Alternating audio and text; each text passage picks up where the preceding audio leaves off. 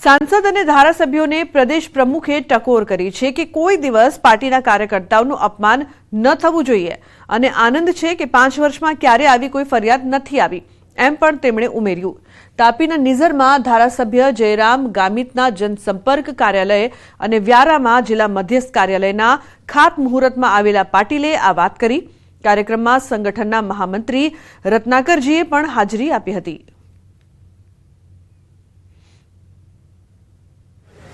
तो धारासभ्य ने सांसदों ने तो कहतो जाऊं छूं त्यारथी हूँ प्रमुख बने तो त्यारथी कहतो हतो हवे जता जता पण कहूं छूं कि कोई कार्यकर्ताનું अपमान नहीं થવું જોઈએ। ભારતીય જનતા પાર્ટીના કાર્યકર્તા એની તાકાત છે અને મને આનંદ છે કે આ 5 વર્ષની સમયની અંદર એક પણ કાર્યકર્તાએ ફરિયાદ નથી કરી કે મને આ ધારાસભ્ય કે સાંસદ મારું અપમાન કરે છે।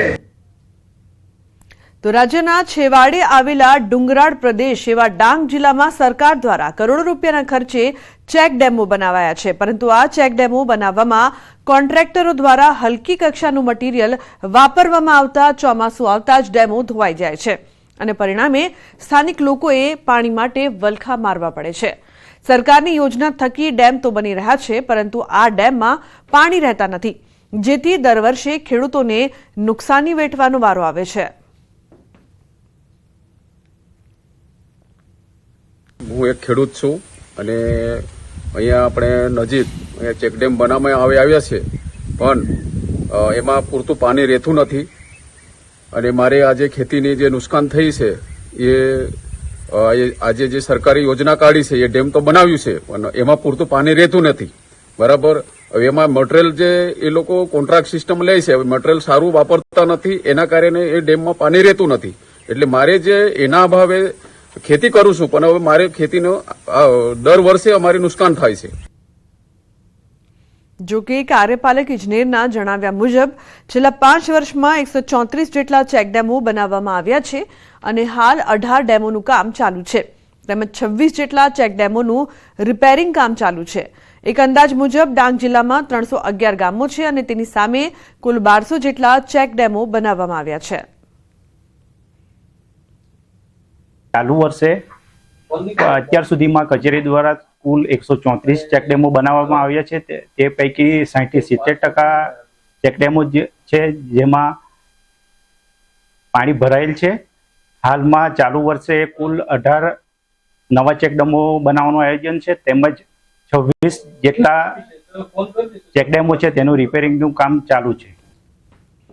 तो स्थानिक धारासभ्य विजय पटेले विभागना अधिकारीने सूचना आपी छे कि कोईपण प्रकारनी गैररीति चलावी लेवामां नहीं आवे।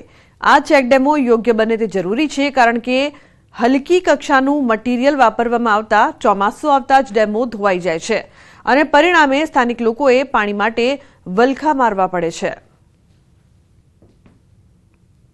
जेथी अमे पण आ दमणगंगा विभागना जे अधिकारीओ छे એ અધિકારીઓને સાથે લઈને ડાંગ તાલુકા પંચાયત આહવાના પ્રમુખ શ્રી સુરેશભાઈ ચૌધરી સાથે અમે સ્થળ પર ત્યાં ગયા હતા, એની વિઝિટ લીધી હતી અને આ બાબતે અમે અધિકારીશ્રીઓને ઇજારદારશ્રીઓને અમે સ્ટ્રિક્ટલી સૂચના આપી છે કે આ બાબતે જે નીતિ નિયમ અનુસાર જેવું કામ કરવાનું છે એ રીતે કામ કરવું જોઈએ, ક્વોલિટીમાં કામ થવું જોઈએ, સમય મર્યાદામાં કામ થવું જોઈએ, પાણીનો છંટકાવ વ્યવસ્થિત થવો જોઈએ। આ બાબતે અમે એમને સૂચના આપી છે। तो जेईई मेन्सનું પરિણામ જાહેર થયું છે, જેમાં સુરત એલનના 3 વિદ્યાર્થીઓ સિટી ટોપર રહ્યા છે। ઓમ પ્રકાશ મિશ્રાએ ઓલ ઇન્ડિયા રેન્ક 1 હાંસલ કર્યો, તો સુરતના કલ્પ શાહે ઓલ ઇન્ડિયા રેન્ક 34 પ્રાપ્ત કર્યો છે, જ્યારે આગમ શાહે ઓલ ઇન્ડિયા રેન્ક 87 હાંસલ કર્યો, તો મોક્ષ ભટ્ટે ઓલ ઇન્ડિયા રેન્ક 142 હાંસલ કર્યો છે। સાથે જ કલ્પ શાહે મેથેમેટિક્સમાં 100% મેળવ્યા, તેમજ આગમ શાહે મેથેમેટિક્સમાં અને ફિઝિક્સમાં 100% મેળવ્યા છે।